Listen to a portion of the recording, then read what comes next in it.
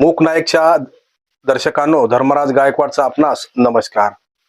तूप टाकळी येथील अनेक वर्षापासून नव्हे तर वडिलापासून वैद्यकीय सेवेत असलेले तथा प्रगतिशील शेतकरी आपल्या सर्वांचे परिचित डॉक्टर श्री अरुण माधवरावजी ठाकरे यांचे आज सकाळी अत्यंत दुर्दैवी असे आकस्मिक निधन झाले. त्यांचा अंत्यविधी आज बुधवारला सायंकाळी 5 वाजता तूप टाकळी येथे होणार आहे. तसेच सर्वांचे काम करणारे, सर्वांच्या मदतीला धावून जाणारे सामाजिक कार्यकर्ते तथा पत्रकारांचे लाडके जीवाचे सहकारी हनुमान रामावत यांचे सुद्धा दुःखद निधन झाले.